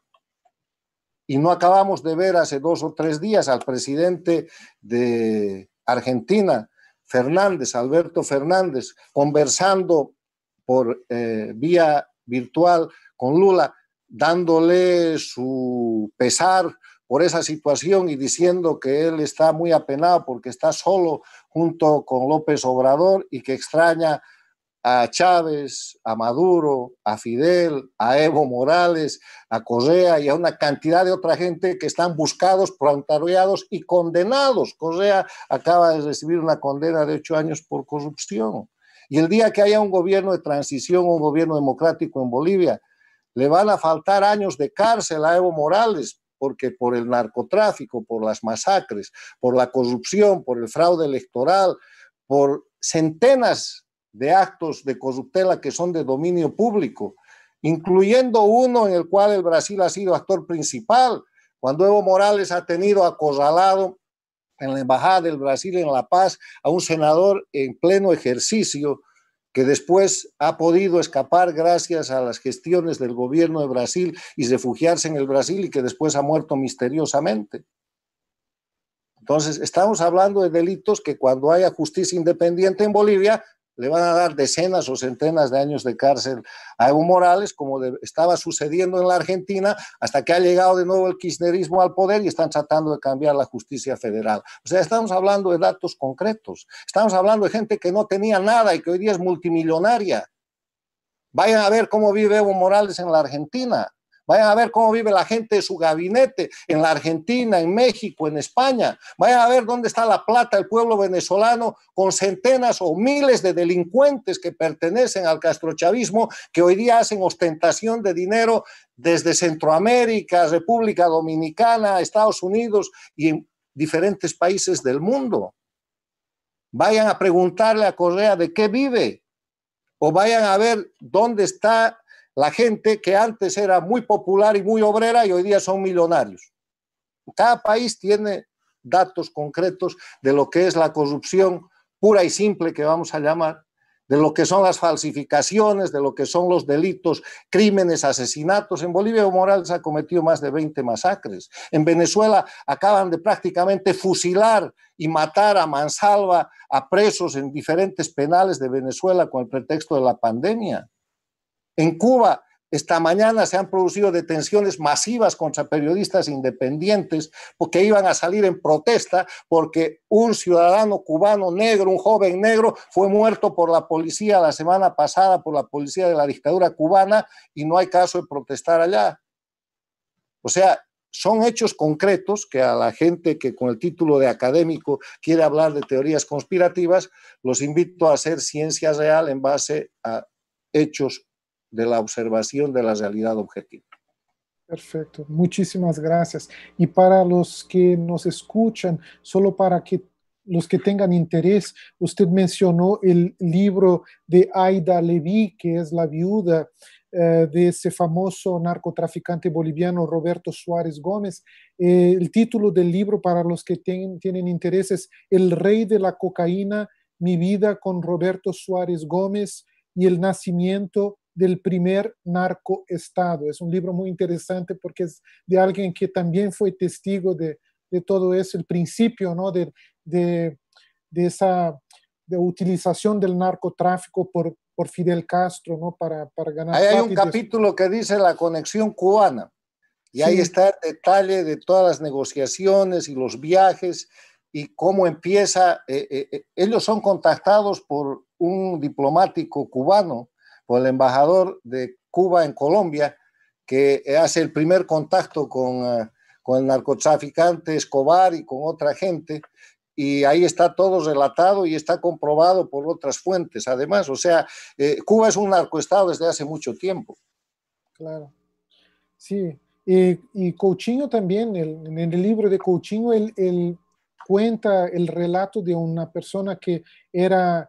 él era un apoyador de Chávez, pero que ha desertado, y después cuenta cómo hubo una conversación entre Fidel y Chávez, donde Fidel le convence a Chávez a participar en ese tráfico, ¿no? del narcotráfico, utilizándolo como un arma contra el imperialismo yanqui, todo eso, o sea, justificando ideológicamente ese crimen, ¿no? Ese también es un relato muy, muy interesante. Pero quería pasar entonces para otra pregunta del público, de Marcelo Miranda Santos, que dice: buenas noches, me gustaría saber del excelentísimo señor Carlos Sánchez Berzaín si hay relación entre las manifestaciones que tenemos en esos últimos días y el narcotráfico, crimen organizado. También me gustaría saber cómo las FARC han actuado políticamente en Latinoamérica. Ese ya nos escribe en español, creo que es hispanohablante. Sí, bueno, eso es muy fácil de ver. Yo afirmo que en todos los procesos de desestabilización de los gobiernos democráticos está presente el ingrediente de Cuba, Venezuela, Nicaragua, Foro de Sao Paulo, o sea, el castrochavismo. Eso es el castrochavismo. Y dependiendo del país, porque no dice el país, pudiera yo ofrecer algún tipo de prueba. Por decirle, hoy día hay un gran proceso de desestabilización en Bolivia. Ese proceso está siendo ejecutado transnacionalmente y dirigido por los patrones de Evo Morales, por los jefes de Evo Morales. Ese proceso que fue detectado en cuanto Evo Morales abandonó Bolivia y se dio a la fuga y desde México conspiraba y le interceptaron una grabación en la que pedía que se agredan a los ciudadanos, que se aíslen las ciudades, que se mate de hambre a la población. Ese es el reflejo nada más de una estructura territorial criminal que Evo Morales ha montado desde hace muchos años, más de 14 años en el territorio boliviano y que le permitió, entre otras cosas, el derrocamiento con ayuda de las FARC y con presencia de guerrilleros peruanos, el derrocamiento del año 2003. Evo Morales recibe Bolivia cuando él llega al gobierno con 3.000 hectáreas de coca ilegal. Lo que en octubre del 2003 tenía Bolivia de coca ilegal eran 3.000 hectáreas. El año 2006, cuando Evo Morales llega al gobierno, tenía más o menos una cifra parecida. Y después de eso, hoy día Bolivia tiene cerca de 70.000 hectáreas de coca ilegal. Ha ampliado los cultivos legales falsificando de 12.000 a 20.000 hectáreas y toda esa coca es materia prima para el narcotráfico, porque no hay manera de consumir esa cantidad de coca legalmente. O sea, ¿qué más prueba quieren de la construcción de un narcoestado? Y hoy día en el proceso de desestabilización queda claro por la prensa boliviana que a ratos puede tener más o menos libertad porque sigue apretada por las grandes facturas que tiene que pasarle al principal cliente, que es el Estado, y eso condiciona mucho de lo que se puede decir de libertad de prensa en Bolivia y en otros países, sobre todo en esta situación de pandemia. Queda en evidencia que Evo Morales es el que está digitando, el que ha forzado la fecha para las próximas elecciones del 6 de septiembre, que ha tenido contacto con el nuevo presidente del Tribunal Supremo Electoral, que acaba de cambiar al presidente del Tribunal Constitucional, y todo eso les aseguro que está dirigido desde la Embajada Cubana en La Paz, y el gobierno debería saberlo, pero como el gobierno en determinadas circunstancias ha renunciado a ser un gobierno de transición y se ha quedado con un interinato en el cual tiene demasiados acuerdos con la dictadura y no ha procedido a restaurar el Estado de Derecho por la única vía que puede hacerlo, que es declarar vigente la Constitución de la República de Bolivia del año 1967, reformada el año 1994. Entonces hemos pasado de tener una dictadura con una oposición funcional, renuncia el dictador y tenemos hoy día un gobierno funcional a la dictadura que está gobernando. Quería entonces pasar a otra pregunta de Ricardo Santos. Él pregunta cómo funcionaron los mecanismos de fraude electoral en los países dominados por el castrochavismo y por el socialismo del siglo XXI, especialmente Venezuela de Chávez y Maduro y Bolivia de Evo Morales. Fraude de principio a fin. Primero hacen las leyes. En las leyes ya hay fraude.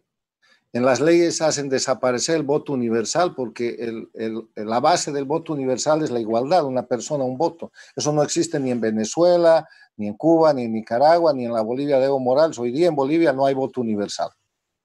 El segundo tema es que manejan todo el aparato. Ha debido escuchar el señor que me pregunta el sistema electrónico de cómputo, de votación, y una práctica muy habitual que ha sucedido en elecciones en Venezuela con Chávez y Maduro, en elecciones en Ecuador con Correa, en elecciones en Bolivia con Evo Morales.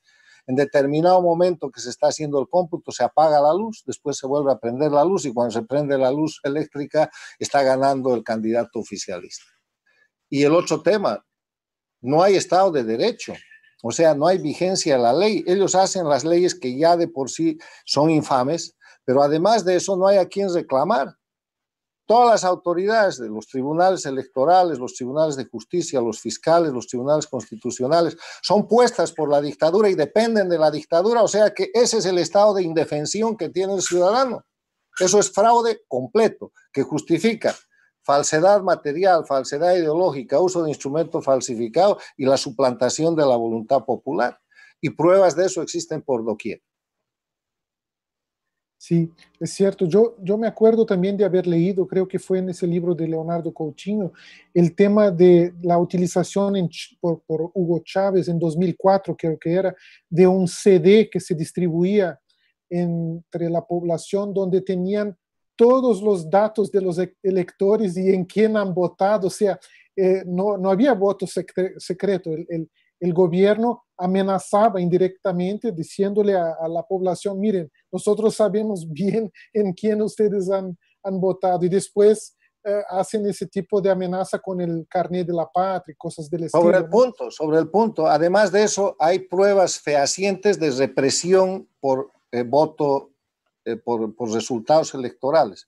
Por decirle, en una comunidad, en un municipio o en un barrio, donde la votación resulta en contra del dictador, ese barrio deja de tener agua, ese barrio deja de tener asistencia de salud, ese barrio deja de tener desarrollo, hasta que se reincorporan por el sistema de que en Bolivia llamó Evo Morales el voto comunitario. Comunidades completas donde solo se puede votar por el dictador, porque si no, no llega el camino, se acaba el agua, les cortan la luz, les cobran más impuestos y los reprimen. O sea, eso es una dictadura electoralista. Se vota, pero no se elige.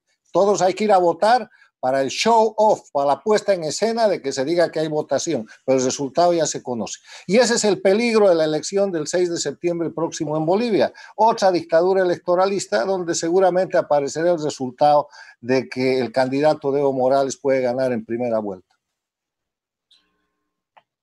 Muy bien, tengo una pregunta acá de carácter más, creo que histórico, de Julio Otazo. Dice, buenas noches, ¿cómo el castrochavismo actuó en la derrocada del gobierno de Sánchez de Lozada en Bolivia, del cual usted fue ministro de gobierno?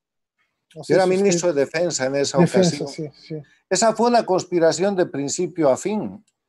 Para dar un poco más de luces, yo recomendaría a mi compatriota leer un libro de Felipe Quispe que se llama La caída de Goni, donde este dirigente que actuó en ese derrocamiento relata cómo estaban organizados, cómo estaban armados, y hay una parte muy simpática del libro donde dice que la emboscada de Achacachi era para matar al Zorro, y el Zorro era el nombre que habían atribuido al ministro de Defensa, o sea, a mi persona. Además de esa documentación, hay un informe de inteligencia de Colombia que ha sido transmitido profusamente y que se puede encontrar en las redes, donde está demostrado que elementos de las FARC participaron en ese derrocamiento. Habían también elementos armados que pasaron la frontera del Perú hacia Bolivia en apoyo a esta situación, y eso lo demuestra Felipe Quispe. Pero si hiciera falta alguna prueba de la conspiración transnacional de la que fue víctima para el derrocamiento del gobierno del presidente Sánchez Lozada, solamente hay que acudir a los 2 decretos de amnistía que firmó Carlos Mesa a los pocos días después del derrocamiento. Otorgó con 2 decretos amnistía a toda la gente que se levantó en armas, que destrozó, que agredió, que violó la ley, y les dio amnistía, que quiere decir perdón del delito, porque no se da amnistía a los inocentes, se da amnistía a los delincuentes.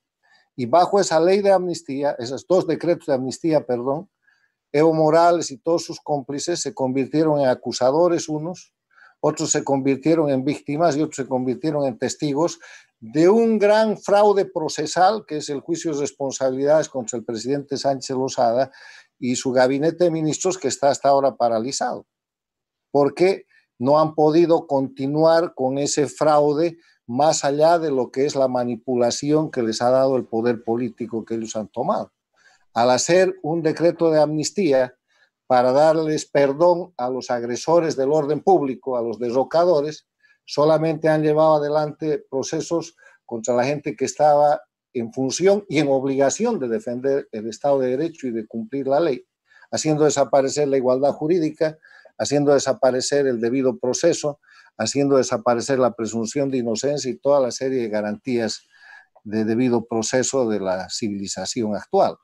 Entonces, lo que Bolivia espera y lo que yo espero que suceda pronto es un esclarecimiento de los hechos históricos del derrocamiento de octubre del 2003. Y para ese esclarecimiento lo primero que tiene que hacer la presidenta Yanine Áñez, como se le ha pedido por carta pública en el mes de noviembre del año pasado, es abrogar los decretos de amnistía para que toda la gente que está perdonada por los delitos que ha cometido pueda ser procesada y podamos buscar la verdad histórica frente al pueblo boliviano de lo que fueron los hechos de octubre del 2003, para encontrar cómo es cierto que ese fue un proceso alentado por Cuba y Venezuela, sostenido y operado por operadores locales que después tomaron el gobierno y que construyeron un gobierno castrochavista. Otro elemento de prueba para mostrar la intervención externa es que al día siguiente del derrocamiento se firma la famosa Agenda de Octubre en el Alto de La Paz. ¿Qué dice la Agenda de Octubre? Nacionalización de hidrocarburos, constituyente, juicio al gobierno derrocado. Y cuando Evo Morales toma el poder, eso es exactamente lo que hace. Violentan toda la constitución y el sistema legal de Bolivia para falsificar una constituyente. Persiguen a la gente que defendía la constitución y que había defendido el Estado de Derecho por medio de procesos amañados y llevan adelante otra falsificación que es un fraude, lo que llaman la nacionalización de hidrocarburos, como resultado del que Bolivia el año 2003 era una potencia gasífera, hoy día no tiene gas para vender y está comprando hidrocarburos. Entonces, los hechos de la historia, los datos y las confesiones que durante los 14 años de la dictadura de Evo Morales ha hecho Evo Morales, sus cómplices, sus ministros, sus embajadores que antes eran conspiradores, prueban absolutamente que la operación de derrocamiento del presidente Sánchez Lozada ha sido una de las operaciones de inicio para controlar un país tan importante para ellos como es Bolivia. Y tan importante, ¿por qué? Les quiero recordar la guerrilla del Che Guevara. La guerrilla de 1966-1967 en Ñancahuazú, que termina con la muerte de Ernesto Che Guevara, es una guerrilla que se hace en Bolivia por la importancia estratégica que otorga Cuba al territorio boliviano como centro de foco de irradiación de lo que ellos querían hacer para la revolución castrista a partir de la ubicación territorial y de la población boliviana en el cono sur. Esa importancia no se ha perdido y la utilizan en el 2003 para derrocar al presidente Sánchez Lozada. Muchas gracias. Otra pregunta de Cris Soares, que de Brasil, porque está en portugués. ¿Cuáles han sido las principales formas de censura utilizadas por las dictaduras de izquierda? ¿Cómo esas dictaduras han hecho para censurar la Internet, las redes sociales, por ejemplo? ¿Usted tiene como...? Hay varios sistemas. La semana pasada precisamente tuvimos un foro en el Inter-American Institute for Democracy en asociación con la Sociedad Interamericana de Prensa sobre la libertad de prensa. Y ahí se presentaron algunas de las formas que yo voy a repetir de cómo las dictaduras del castrochavismo censuran a la prensa. Primero, compran medios de comunicación. Van y ha sucedido en Venezuela, ha sucedido en Nicaragua, ha sucedido en Ecuador, ha sucedido en Bolivia, compran medios de comunicación. Cuando el dueño de los medios de comunicación no quiere vender, lo obligan a vender. Cuando eso no sucede, pues intervienen en el medio de comunicación. Cuando todo eso ha pasado, empiezan a traficar con presión de extorsión desde el poder del Estado, con las licencias de lo que son las radios, los canales de televisión y con el papel que necesitan los medios impresos como periódicos y como revistas. Hoy día mismo en Bolivia, y por eso sigue la dictadura, los medios están técnicamente quebrados si no es por la factura que el gobierno les paga.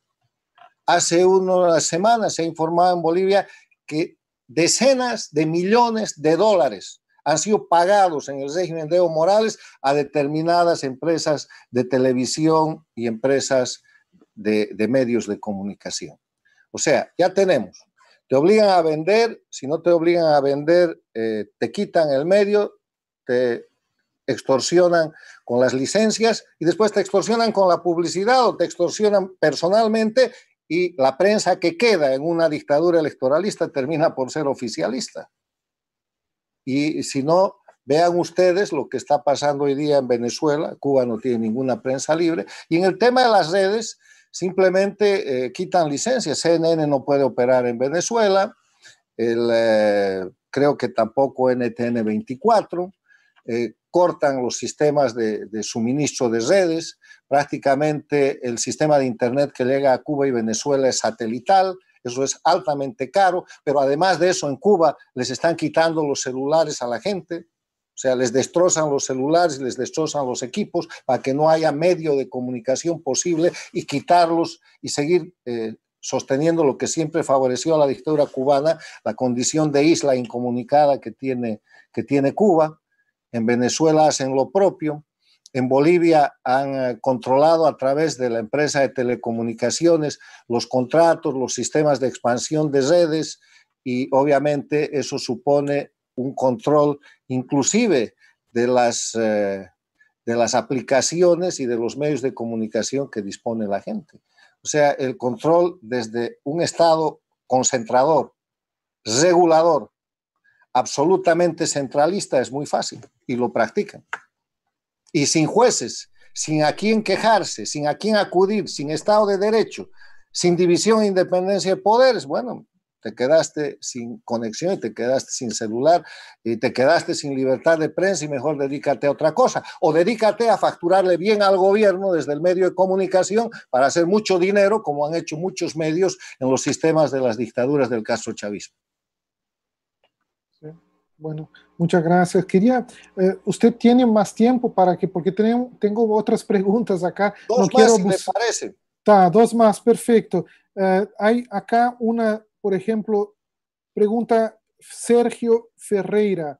Pregunta si, en su opinión, ¿por qué las organizaciones internacionales que siempre han defendido el concepto de democracia y están preocupadas por el respeto a los derechos humanos, por qué ellas toleran hasta hoy el sistema del crimen organizado de Cuba y Venezuela? No sé si la toleran, pero es la pregunta que... Bueno, yo extendería la pregunta a los gobiernos de los países democráticos y a los organismos internacionales. Y voy a empezar por la pregunta que hace el señor. Los organismos internacionales son asociaciones de estados y los estados están representados por los gobiernos. Y si los gobiernos son del corte castrochavista o están asustados por lo que el castrochavismo les pueda hacer, entonces o van a apoyar o se van a neutralizar. Esa es la historia de los 15 o 16 primeros años de este siglo. Después de que en Lima se firma la Carta Democrática Interamericana, el año 2002, y después de que Insulza toma el 2005 la Organización de Estados Americanos, esa carta no se cumple nunca. Por 10 años se violaron los elementos esenciales de la democracia en la mayoría de los países de América Latina e Insulza recibía de buena gracia los insultos de Chávez, que decía que era un insulso y otras cosas, y aguantaba porque estaba elegido por ellos. O sea, la mayoría que lo había llevado ahí era la mayoría del castrochavismo. En las Naciones Unidas hacen un efecto de bloqueo. Hoy día eso ha ido cambiando, pero por ejemplo en el Grupo de Lima, que es un grupo de apoyo a la recuperación de la libertad y la democracia en Venezuela, eso estaba yendo bastante bien hasta que cambiaron los gobiernos en Argentina y en México. Con la llegada de Fernández Kirchner y de López Obrador, ese grupo empezó a ser saboteado, las reuniones no son firmadas, las actas ni las resoluciones ni por Argentina ni por México y se está diluyendo. Ahora, la pregunta importante es ¿por qué los países toleran esta presión? ¿Y cómo es que 61 años, porque es el tiempo que tiene la dictadura de Cuba, puede existir ese régimen de delincuencia organizada? Porque el castrochavismo tiene 20 años. Castrochavismo como castrochavismo, digamos que empieza con el movimiento bolivariano y la reunión, como he señalado, de Castro y Chávez el año 1999, y empieza a tomar fuerza el 2003, 2004. Pero Cuba tiene 61 años y el castrochavismo no es otra cosa, y esto quiero complementar, es el castrismo recreado con toques de populismo y de movimiento bolivariano y con la plata de Venezuela y el petróleo de Venezuela que le llega a Chávez. O sea, en verdad el castrochavismo es toda la tecnología criminal castrista. Están haciendo en el castrochavismo lo mismo que hacía Cuba en los 60, 70, 80 y 90. Violación de derechos humanos, terrorismo, guerrilla, sedición, conspiración, narcotráfico. O sea, es la misma agenda, es la misma tecnología, es el mismo know-how criminal. Claro, porque en la sociedad de Castro y Chávez, Castro pone la tecnología criminal, Chávez pone la plata y la denominación de movimiento bolivariano y después socialismo del siglo XXI, castrochavismo. Entonces, ¿por qué los países toleran eso? Hay países que toleran por complicidad. Hay pruebas de que gobiernos llegan al poder después de que, habiendo estado en la oposición o en la lucha electoral, recibieron apoyo económico de la dictadura castrista, que siempre ha tenido plata para eso. Hay gente que no ha hecho eso, pero que llega al poder y tiene miedo al asesinato de la reputación. Una campaña de destrozo de reputación de la dictadura cubana y del castrochavismo hoy día contra un gobernante de la región, cualquiera que sea, es gravísima. Manejan medios de comunicación, manejan redes, manejan troles, eso daña. Entonces hay gente que prefiere no meterse en ese tema y no los combate, los tolera, hacen pactos y la dictadura sobrevive. Pactos de sobrevivencia o de simpatía recíproca. Y yo quiero decirles, después de la agresión del Che Guevara a Bolivia, Bolivia rompió relaciones con Cuba. Y esas relaciones fueron reabiertas el año 1982 con el gobierno de la Unidad Democrática y Popular, con el presidente Siles Suazo.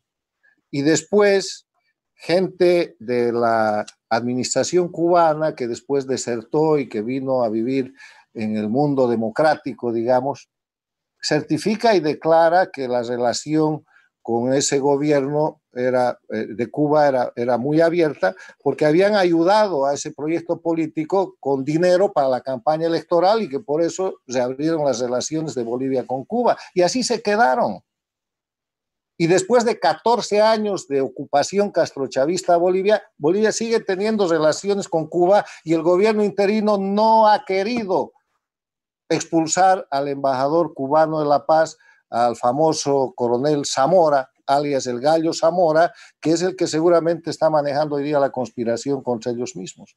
O sea, hay una mezcla de temor, hay una mezcla de conveniencia y hay una mezcla de acuerdos que se hacen en el ámbito de la política, que reconoce al crimen organizado como actor político.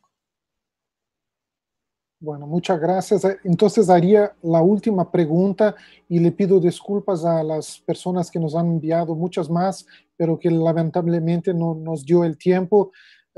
Es de Tiago Sousa.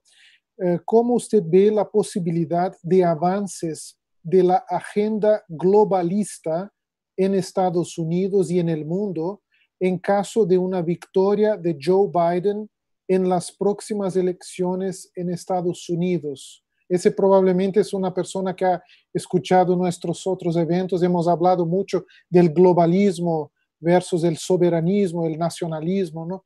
Del fenómeno globalista que se ha intensificado en los últimos años. No sé si usted tiene alguna opinión sobre el tema.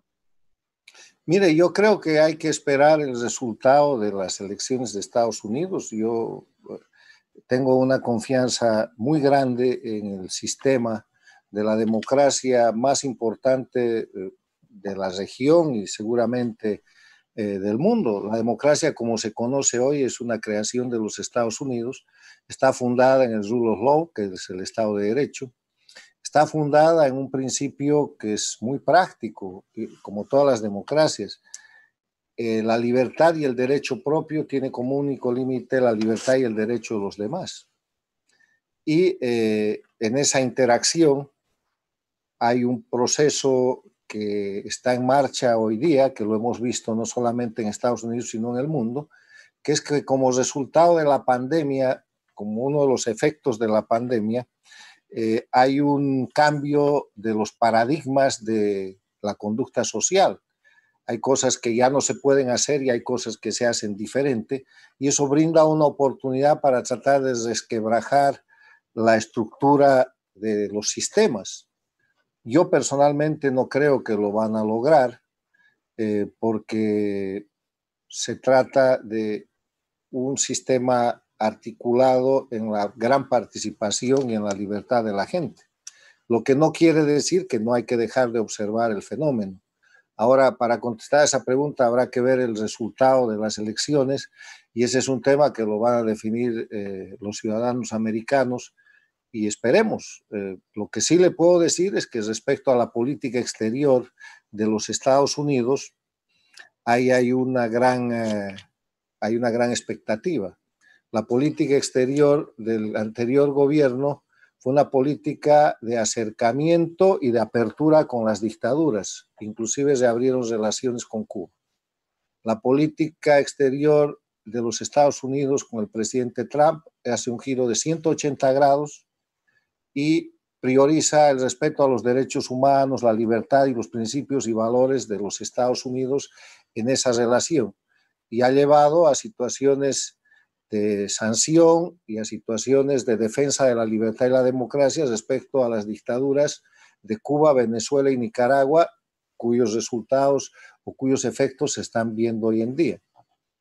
Está por verse cuáles son los planteamientos de cambio a esa política exterior, que si volviera en el caso de cambio de gobierno al statu quo anterior, representaría sin duda un soporte no deseado a los grupos de delincuencia organizada, al castrochavismo, en los países en los cuales hoy día ese poder dictatorial se está reduciendo y debería cesar.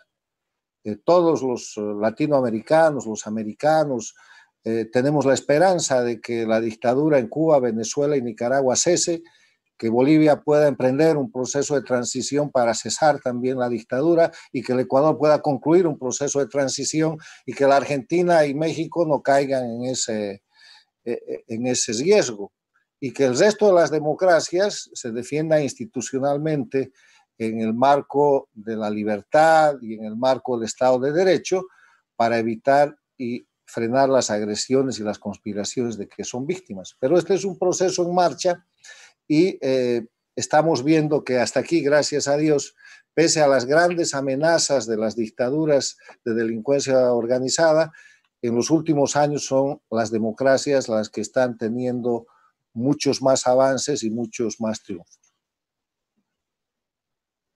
Muchísimas gracias, don Carlos Sánchez Berzaín. Ha sido realmente un honor, una aula realmente muy didáctico, muy clara su explicación, su ponencia.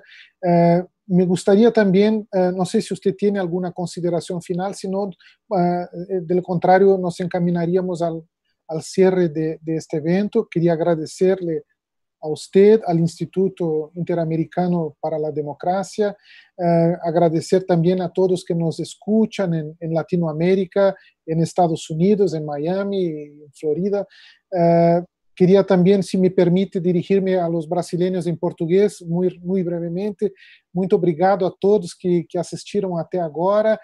Nós vamos, como disse, colocar legendas em português nos vídeos para aqueles que queiram entender um pouco melhor a explicação brilhante de Dom Carlos Sánchez Berzaín. Obviamente, eu tenho que sempre fazer aquele disclaimer de que as opiniões dos nossos convidados não refletem necessariamente as opiniões da FUNAG e muito menos do Ministério das Relações Exteriores, mas realmente agradecemos a ele pela brilhante exposição, nos oferecendo uma visão complementar àquela que nós costumamos escutar já na sociedade brasileira, em vários meios. E também queria aproveitar para convidar a todos para, na próxima semana, escutar a palestra do Dr. Gabriel Mitá Ribeiro, que é professor da Universidade Católica Portuguesa e do Instituto de Estudos Políticos de Lisboa, vai nos falar desde Portugal. Ele vai falar sobre o último livro que lançou, Um Século de Escombros, Pensar o Futuro com os Valores Morais da Direita. Vai ser no dia 7 de julho, às 19 horas, no horário de Brasília. Dom Carlos, você queria fazer uma consideração final, por favor? Sí, simplemente agradecerles y decirles que el tema que he planteado no pone sobre la mesa una discusión de tipo ideológico. el eje de confrontación entre dictadura y democracia no es una confrontación entre derechas e izquierdas, no es una confrontación de carácter religioso, es una confrontación de forma de vida. O sea, la democracia con libertad, con Estado de Derecho, con libertad de prensa, con elecciones libres y limpias, con voto universal, la democracia con división, independencia de poderes, la democracia con libertad que tiene por límite la libertad de los demás.